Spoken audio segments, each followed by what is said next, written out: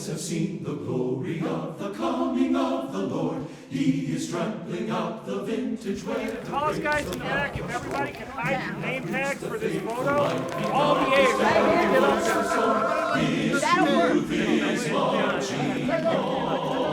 I wish I loved anything as much as these people love Lincoln. Like, I need a hobby now after I've seen this.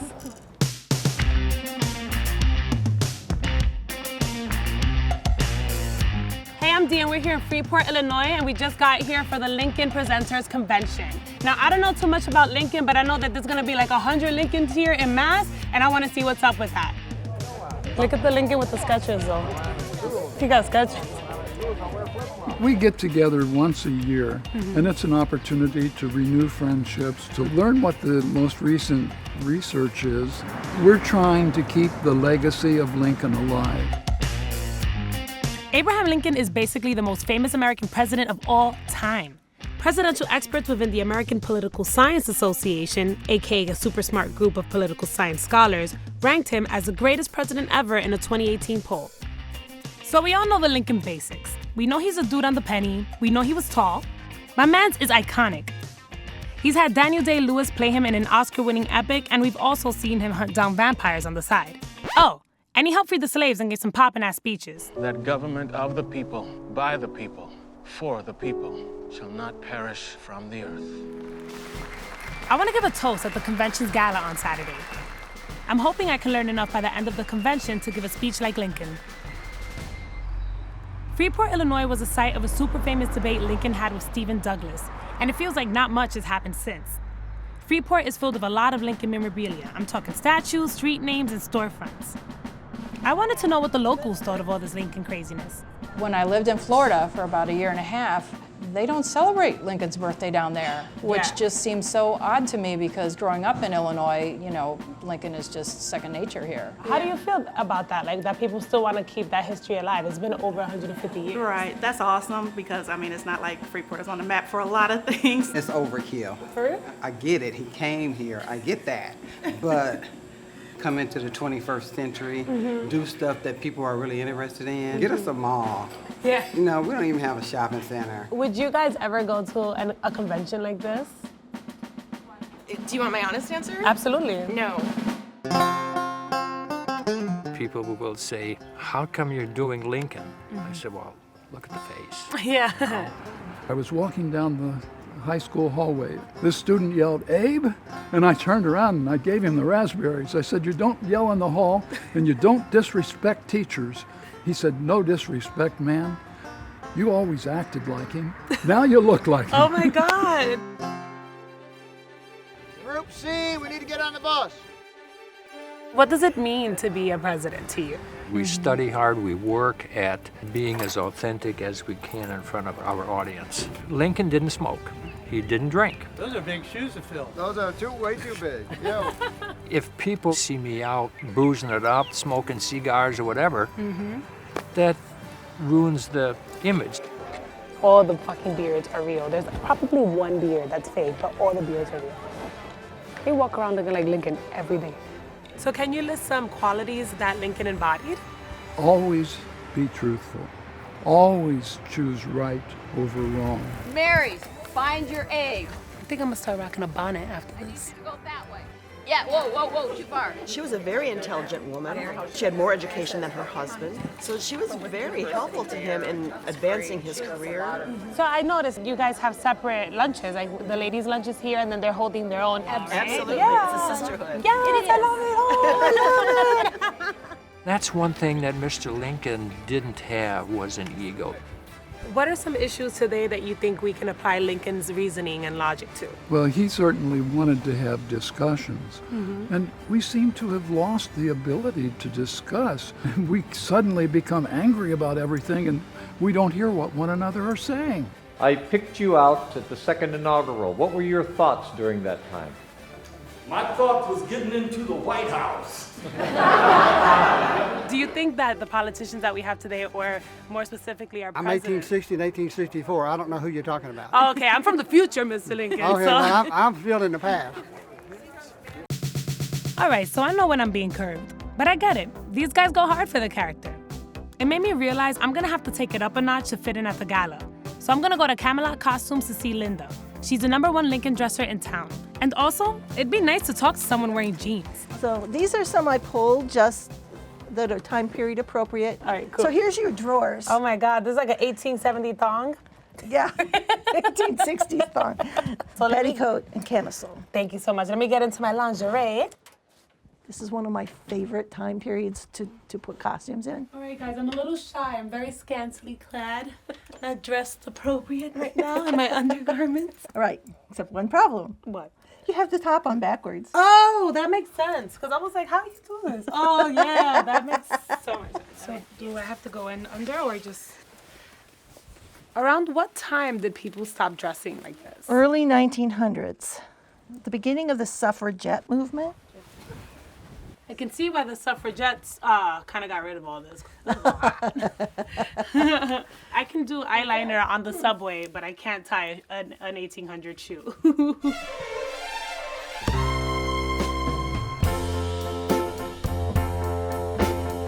This is like the quinceañera I never got. I can't breathe in this dress though, so I wanted to slip into something a little more presidential. This is a real frock coat from the time period. Really? Oh my God, I can feel the history on me right now. This is amazing. This is Lincoln right here. This is popping. I'm really into this. I think I put your tie over here. Do I look dapper? Even though this is a 3-piece suit, it's way more chill than a corset. Plus, it's 2018, and if I want to wear a suit, I'm gonna wear a suit.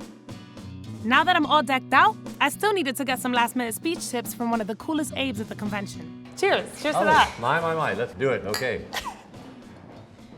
So before you started impersonating Abraham Lincoln, what were you doing before? Oh, well, I have been a construction contractor for 35 years. Okay. Lincoln kind of just appeared one day in that mirror, and so I thought, well, this is my destiny. That's awesome. So beside from just looking like Lincoln, why do you do this? Why do you present as him? The idea of presenting Mr. Lincoln is really above and beyond looking like Mr. Lincoln or acting like Mr. Lincoln, is presenting Mr. Lincoln, what he stood for, his honesty, his integrity, his desire to do the right thing. Absolutely. And if you stand on those principles, then you're not going to fall.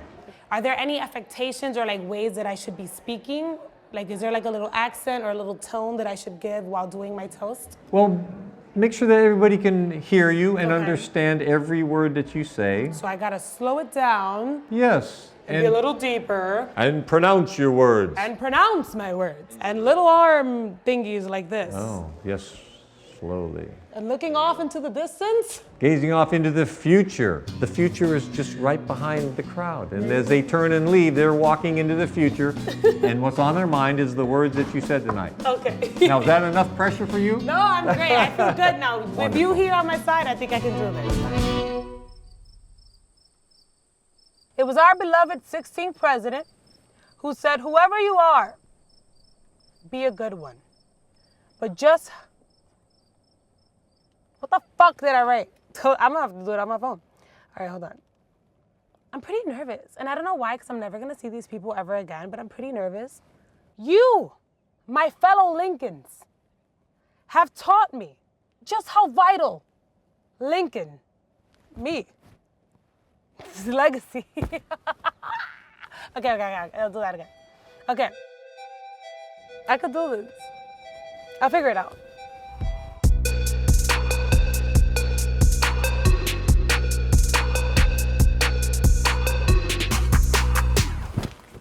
Hello? President, it was my honor serving for you. It was my honor that you served for me. Thank you so much for serving this country. Our brothers and sisters appreciate it. Thank you very much. It was my pleasure. Thank you. Good evening. Good evening. I was not ready for that. I'm gonna be completely honest with you. I wasn't ready for that, but you know what? I think I handled it like a champ, like the 16th president of the United States. Hello, sir.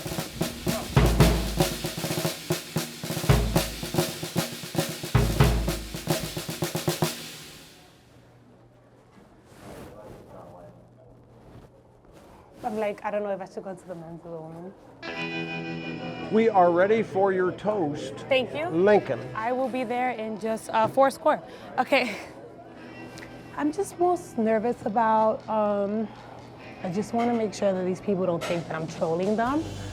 This is what they live for, and this is something that means a lot to them. I think I'm gonna go forth and just be the best Lincoln I can be. Ladies and gentlemen, we have an announcement from our own special Abraham Lincoln. Good evening, everyone.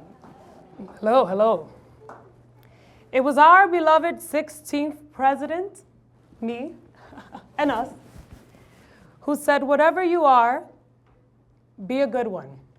And I can truly say that on my 2 days at this convention, I've seen not just good Abraham and Mary Lincolns, but phenomenal ones. You, my fellow Lincolns, have taught me being presidential means to be honest, to be kind, and to have our country's best interests at heart. So to the Marys, may your strength and style bring forth generations of female leaders to come. And to the Abes, may your honesty and your empathy inspire a future America that we can all be proud of. At first, I didn't realize why anybody would want to come to one of these things, but I can see that with this community, everyone is super into each other, they're into preserving the history, and they're kind of like family members. We're all using the same stories and telling them in a different way. Thank you. That's wonderful. Oh my God, I'm so happy that you liked it. Can I hug you? Yes, of course. Thank you so much. So my 2 days at the convention felt a little like a Lincoln class trip. Personally, I'd rather be in Miami for the weekend, but hey, it's what the presenters like to do. Some people might say this bunch is stuck in the past, but in a time where people's hobbies include trolling on the gram, it's cool to see a group of people come together and apply the same energy to something they love. So you lead, you'll lead. I'll lead. They got a little historical Comic-Con going where they honor honesty and debate. Maybe for the next one, they should invite number 45.